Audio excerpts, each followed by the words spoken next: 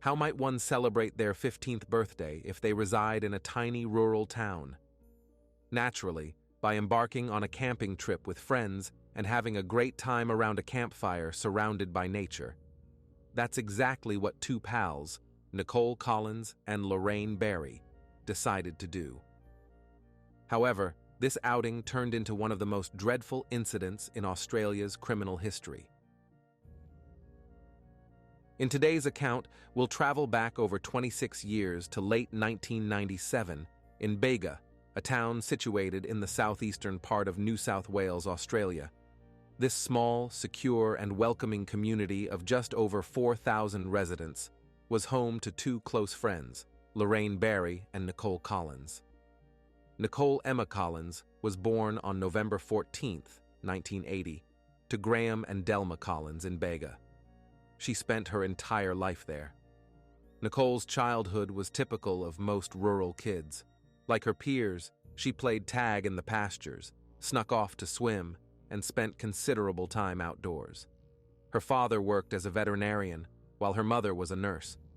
By 16, Nichole had also found employment. She worked part-time at a local grocery store. However, this was merely a modest income for her personal expenses. In reality, Nichole aspired to become either a chiropractor or work in interior design. Given the disparity between these fields, it's likely she hadn't given much serious thought to her future yet, enjoying life under her parents' protection. Nichole adored horseback riding. She even owned a horse that she cherished. Almost every weekend, the girl would go out for a ride with one of her friends. Nichole had numerous friends. She could easily approach a stranger and strike up a conversation, and within minutes, they'd be chatting like old acquaintances. People loved Nichole because she could always offer encouragement and find the right words in any situation. Thus, teenagers were drawn to her, subconsciously sensing that her energy was enough for everyone. One of Nichole's best friends, Sarah, recounted how nervous and anxious she felt when first arriving at a new school where her parents had transferred her because she had been mocked and bullied at her previous high school. She knew no one here and feared her classmates might subject her to similar harassment, but that didn't happen. Sarah's sense of dread vanished when Nichole, noticing the new girl sitting alone, approached and struck up a conversation with her. Subsequently, the girls became best friends, all thanks to Nichole's sociability. Sarah also met and befriended Lorraine Barry, another close friend of Nichole's. Lorraine Margaret Barry was born on October 11, 1982. She was slightly younger than Nichole, who had already turned 16 at that time. Lorraine was just days away from her 15th birthday when this horrific incident occurred.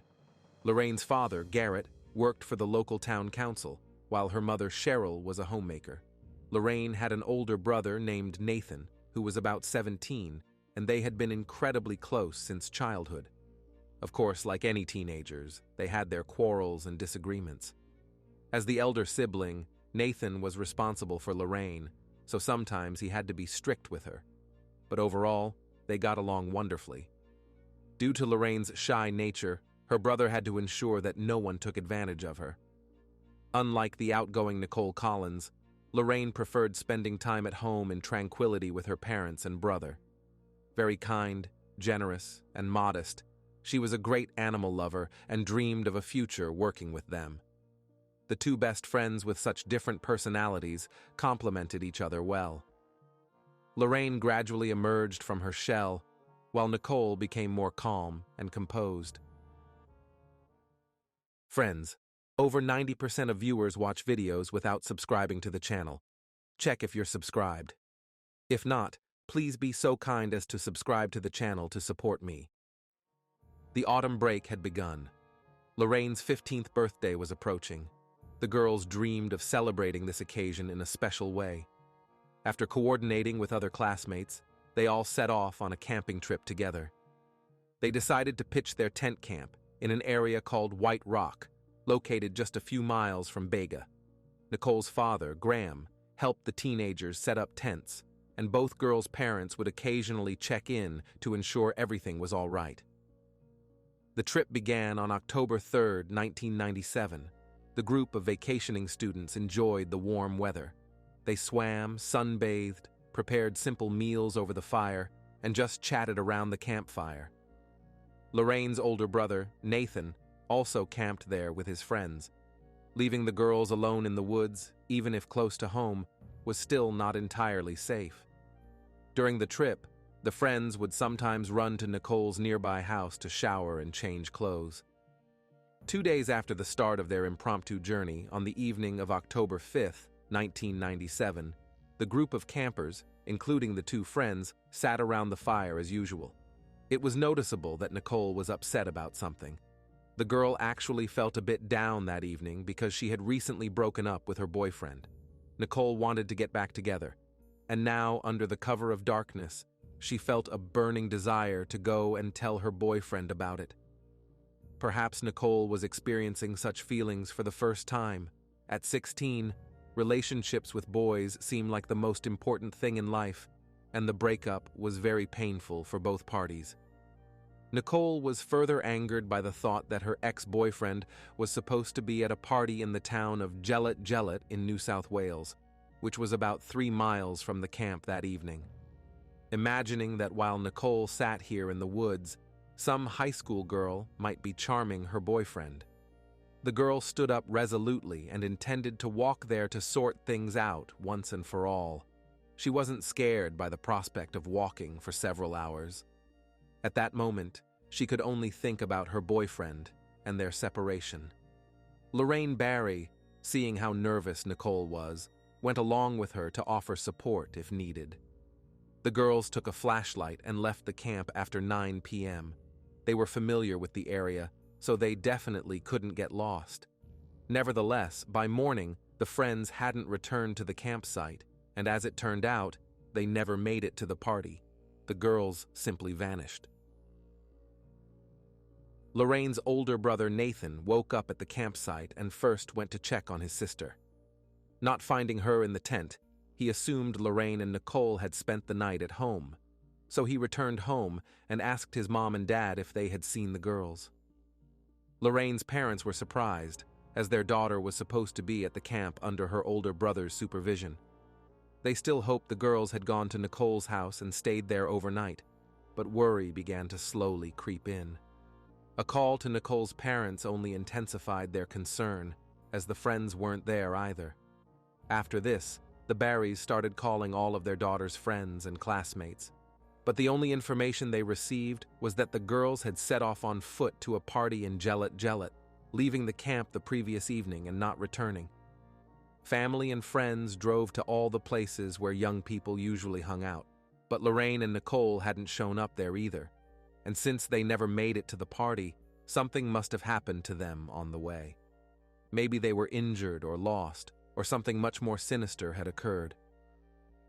Around noon on October 6th, having taken all possible independent steps, the Collins family and the Barry family decided to contact the police and report their daughters missing. From this point, the investigation into the disappearance of the two schoolgirls began. The theory that the teenagers had run away from home was immediately rejected, as the girls had left in the clothes they were wearing. All the camping gear remained fully in the camp. They only had a flashlight and a bottle of light alcoholic drink with them. Usually, if teenagers planned to roam freely without parental supervision, they would pack things that might be useful on the journey in advance, save money, and sneak away secretly. But there was no activity on the schoolgirls' bank accounts, and they would have needed money for food, transportation, and accommodation in any case. In addition to this, their families informed the police that neither of the girls was prone to running away, and they were allowed to spend time without adults because both were responsible. Their parents checked on them daily, and the older brother was also with them. The only thing Nathan didn't see was when they left for the party. So the search for the missing teenagers began very quickly, and it was concentrated in the area where the tent camp was located, and even in the direction of Gellet. Several police officers were assigned to investigate the case. A K-9 unit was called in, helicopters scanned the area from above, and countless volunteers combed through bushes and ravines. Information about this case spread very quickly across all news outlets. The police appealed to the public to report any findings in the area, resulting in numerous reports indicating that the girls had been seen in various places, ranging from a neighboring town to Melbourne and Sydney. All leads, unfortunately, led nowhere. Only in the afternoon, when the girls were declared missing, did a member of the public living near the campsite find women's clothing lying on the roadside. The road was just a mile from the camp. These were a flannel shirt and a sweater. As soon as they were handed over to the police, it was established that they belonged to Lorraine Barry. This was the clothing the schoolgirl was wearing on the night she and Nichole disappeared.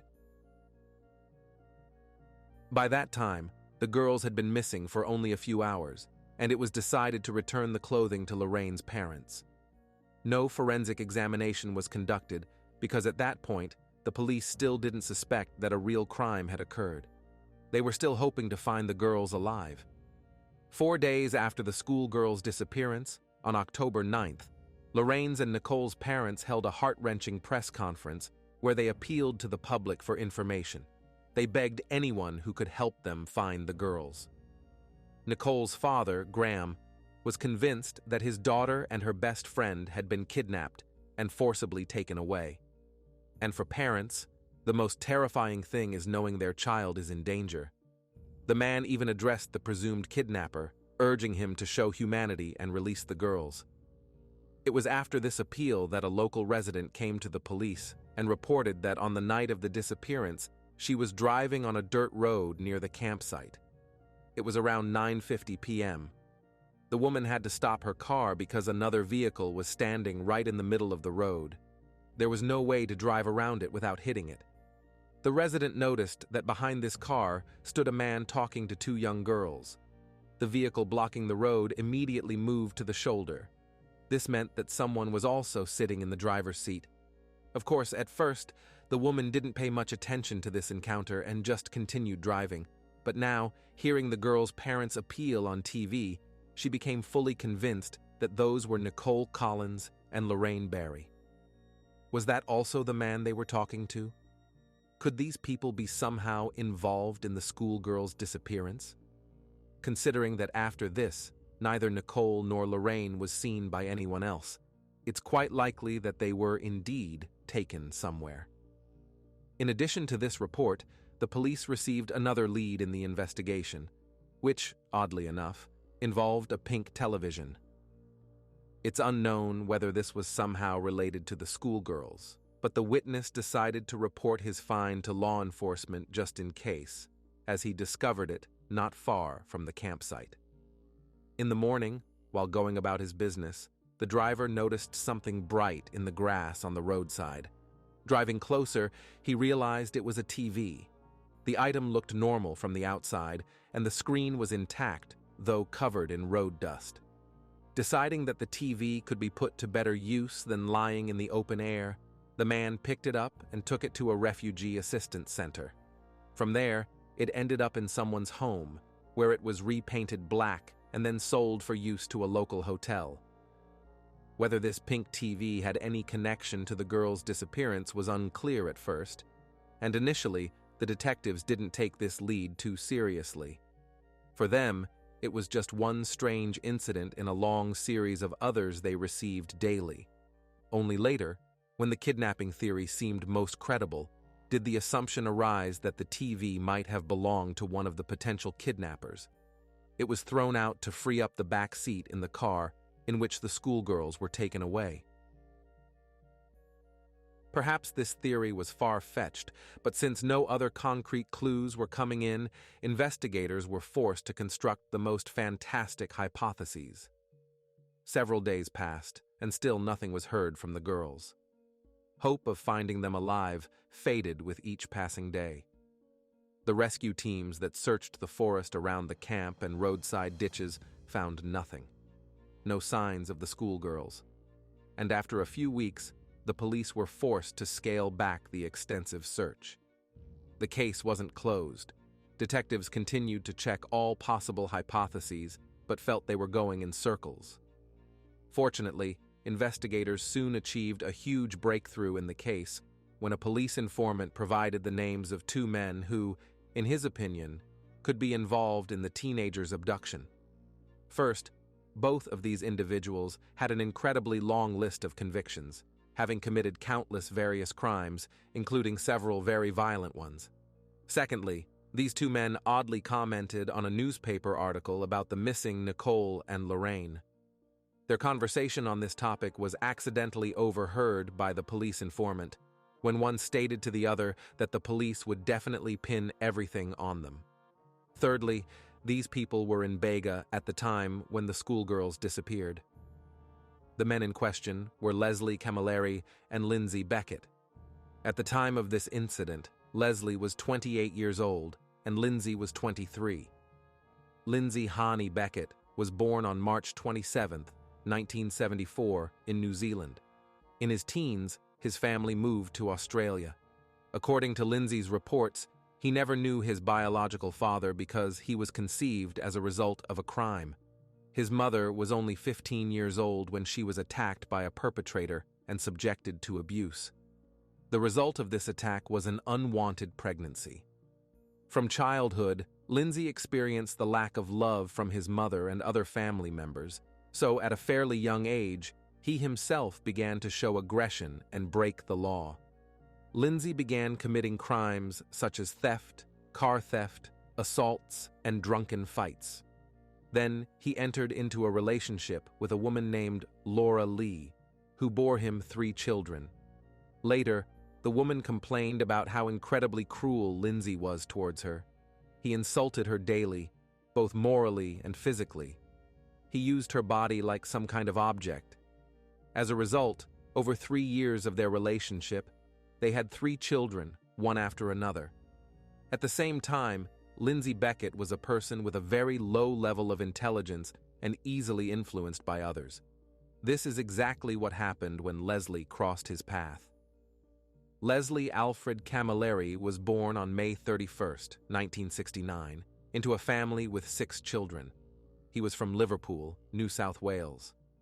Like Lindsay, Leslie's father was virtually absent from his life for 13 years. As a child, Leslie was considered unmanageable. He very quickly lost control of himself and became aggressive. His parents couldn't handle him, and the boy spent most of his time in a juvenile detention center. He escaped from the institution and lived as a street child from 10 to 12 years old until the police returned him. At 15, after leaving the center for troubled teens, Leslie also began committing crimes. By 28, he had 146 convictions to his name. And the wildest thing is that this person was still freely walking the streets. Just a couple of weeks before Nichole and Lorraine disappeared, Leslie again appeared in court on charges of abusing his stepdaughter, who was only 11 years old. However, due to some legal technicalities, the trial was postponed, and Leslie was released on bail. Lindsay Beckett and Leslie Camilleri both resided in a town called Yass in New South Wales, situated a few hours' drive from Bega. They met while moving in the same criminal circles and jointly stealing cars. Leslie enjoyed keeping Lindsay under his influence. Leslie was only 5 years older, but could easily make Lindsay do anything due to his simple-mindedness. Lindsay even felt somewhat intimidated by Leslie. Just 2 weeks before Lorraine and Nichole vanished, these two men abducted a 19-year-old girl in Canberra, Australia's capital. They subjected her to a horrific assault in the back seat of their vehicle, threatening her with a knife. The captive managed to escape only through deception. She asked to use the restroom, and as soon as she exited the car, she ran as fast as she could, fleeing for her life. Lindsay and Leslie chased after her, but fortunately, she was able to hide in some bushes and wasn't found. The girl reported this attack to the police, but later, imagining having to go through a trial and relive everything, she withdrew her complaint. The thought of the assault was too traumatizing, and she wished to forget it like a terrible nightmare. This meant the criminals remained free, and they got away with it. So, Lindsay Beckett and Leslie Camilleri came to the detective's attention after a police informant expressed suspicions about them.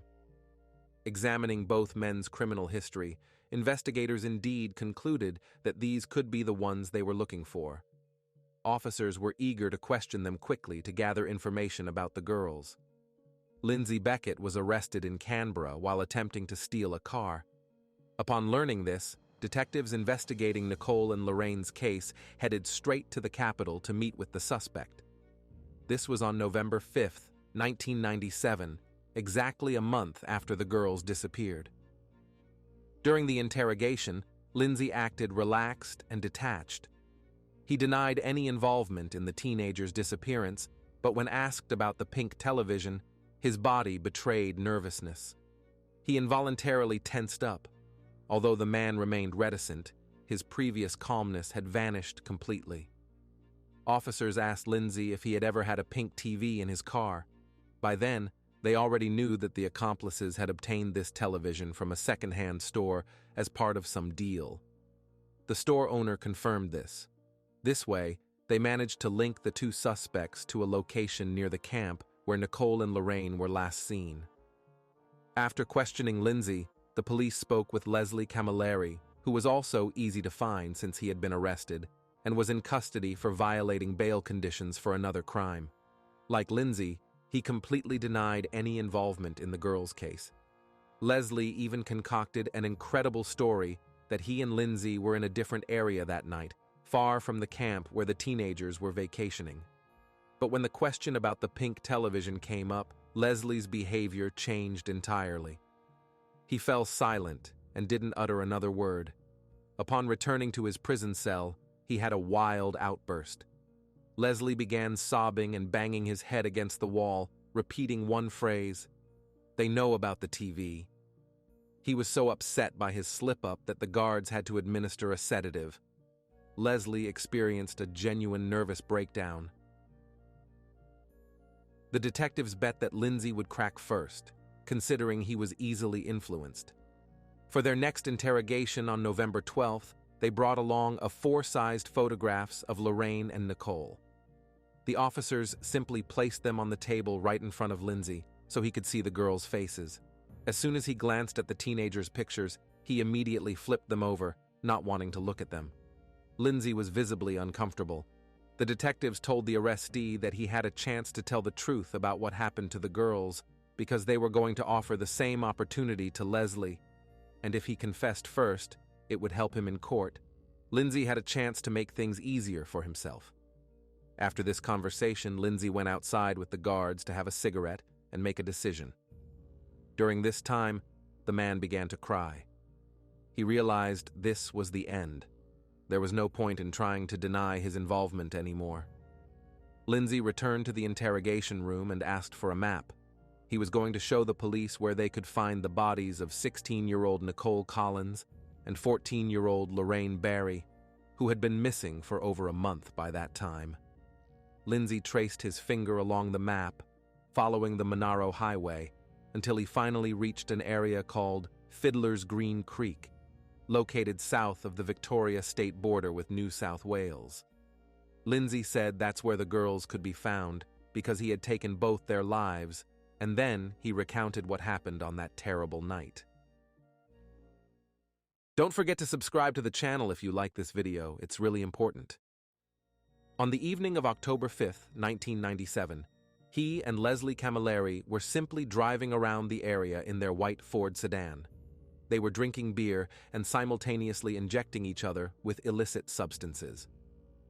According to Lindsay, Leslie spotted the girls walking one behind the other on the road towards Gelée and stopped, offering them a ride. These were Nichole Collins and Lorraine Barry. Apparently, this interaction was seen by a witness who was driving her car and had to stop because the Ford blocked the road. At around 10 p.m., after a brief discussion, the schoolgirls willingly got into the car. A pink portable TV, which Leslie and Lindsay had previously taken from someone else in lieu of a drug-related debt, was removed from the back seat of the car and tossed onto the roadside to make room for the girls to sit. The men told the schoolgirls they were going to drink beer on the beach and invited them to join. The teenagers voluntarily climbed into their vehicle. Later, the schoolgirls' parents and most people who knew the girls doubted that Nichole and Lorraine would agree to get into a car with two older men who were strangers. Most likely, they were forced into the vehicle. After the girls were in the car, Leslie drove to the beach, where they parked for a while. The men continued drinking and chatting with the friends. Then one of the schoolgirls asked to be taken back to the camp so they could inform their friends, who were probably looking for them. Leslie agreed, and indeed turned the car towards the campsite. The men said they'd take the girls back, but of course they had no intention of doing so. The dirt road was far from ideal. Rocks, potholes, and deep ruts caused the car to bounce from side to side. Additionally, the driver was not in a completely sound state. When the car jolted over another rock, Leslie began to get angry and show aggression. And because the road was bad, the girls were deemed at fault. Leslie decided to take out his frustrations on them. He pulled out a knife and began threatening them.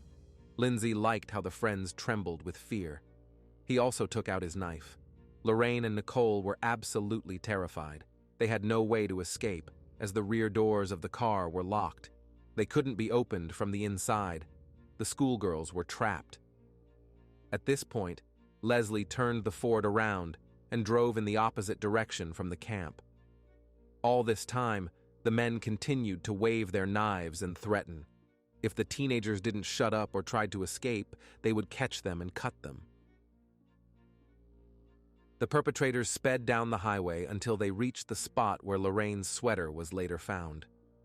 They pulled the friends from the car and abused them in turn. Afterwards, they forced them back into the vehicle and drove on. Throughout this time, the men continued using drugs. That night, the girls were taken to several different locations. Periodically, the men would stop and continue to torment the teenagers again and again. This went on for about 9 straight hours. For 9 hours, the schoolgirls remained captives of these monsters. At some point, Leslie and Lindsay switched places.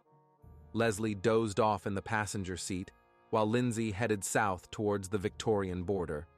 When his accomplice woke up, he got angry at Lindsay and started berating him for going the wrong way. They turned around again. The final stop, around 8 o'clock the next morning, was at Fiddler's Green Creek. The men again forced the girls out of the car. They made them undress completely and go to the creek to wash away any evidence of the assaults. While the schoolgirls were rinsing off in the water, Leslie began telling Lindsay they couldn't let them return. The friends and their parents would immediately go to the police, and then he and Lindsay would be in trouble. The men decided they would simply get rid of Lorraine and Nichole.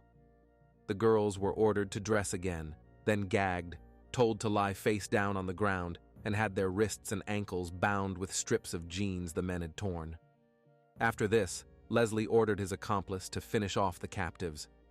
Lindsay protested, saying it wasn't fair, but eventually complied when Leslie threatened to stab him. Leslie returned to the car and waited there while Lindsay tied Nichole to a tree, then grabbed Lorraine and dragged her to the creek. He wanted to drown the girl by holding her head underwater, but despite being bound, Lorraine resisted, not wanting to die. For a moment, she even managed to knock down her captor, and he got his pants wet. This angered the man. He pulled out his knife and plunged it into Lorraine's neck, continuing to hold her face underwater. When the girl stopped moving, Lindsay headed straight for Nichole. The schoolgirl probably already knew what was about to happen to her. She couldn't see what had happened to Lorraine, but she had heard her screams, which then suddenly stopped. The man approached her from behind and, using the knife, slashed her throat. However, this injury didn't take Nichole's life, but only forced her to struggle. Then Lindsay struck her in the throat, depriving her of the ability to make any sounds, and then delivered another knife blow to the chest, where he thought her heart was. Nichole fell to the ground, but apparently was still alive and trying to crawl. Lindsay began kicking her in the head until her gaze became fixed. Lindsay returned to the car where Leslie was waiting, and they drove home to Yass, disposing of the evidence along the way. They tossed the knives into a lake, burned the blood-stained clothes and ropes used to bind the girls, then simply returned to their homes and normal lives, continuing as if they hadn't just stolen the futures of two teenage girls.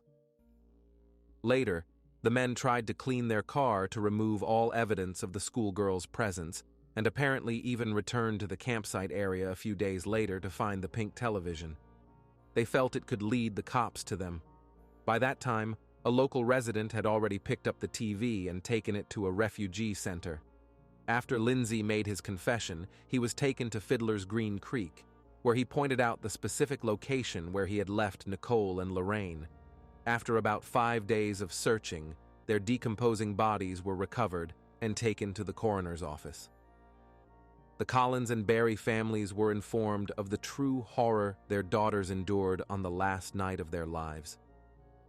News of the girls' deaths spread like wildfire, and it was devastating not only for the town. The entire country was in shock.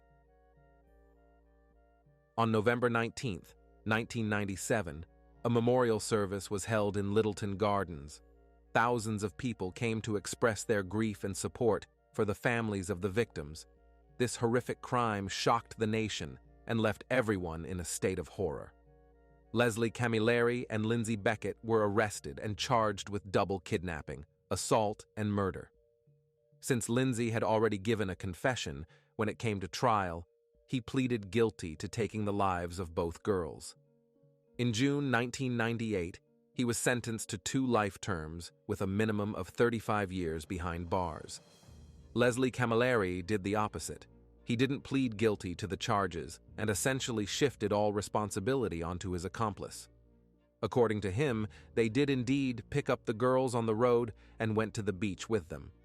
Leslie then claimed he was unconscious most of the night due to a large amount of alcohol and illegal substances consumed. He allegedly just slept in the car for most of the night and had no idea what Lindsay had done to Lorraine and Nichole. He personally didn't participate in the attacks and killings. Of course, no one believed this. Despite everything, he still stood trial. Leslie Camilleri's trial began in February 1999. Fortunately, the prosecution had evidence that this man was a liar, and he was indeed involved in what happened to the girls. Firstly, Lorraine's clothing found on the roadside, her jumper and flannel shirt, was taken to the lab for examination. Seminal fluid matching Leslie Camilleri's DNA was found on it. Secondly, witness testimonies were taken. One of them was a 19-year-old girl who had also been kidnapped and assaulted by Lindsay and Leslie just a couple of weeks before Lorraine and Nichole disappeared, and who managed to escape. The police were able to track her down, and although she had tried in every way to erase this episode from her life, she bravely agreed to testify and tell the court about her terrible ordeal, just to punish these monsters. The girl felt responsible, believing that if she hadn't withdrawn her complaint then, the schoolgirls would still be alive. The main prosecution witness was Lindsay Beckett himself. He testified against his accomplice Leslie, having made a deal with the police. This is why his sentence turned out to be much lighter than expected. He admitted that he physically took the schoolgirls' lives, but did so only under pressure from Leslie. Leslie's behavior during the trial was disgusting.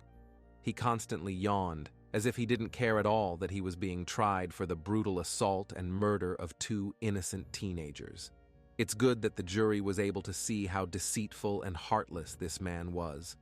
In April 1999, Leslie was found guilty of the deaths of 16-year-old Nichole Collins and 14-year-old Lorraine Barry, and sentenced to life imprisonment without the possibility of parole.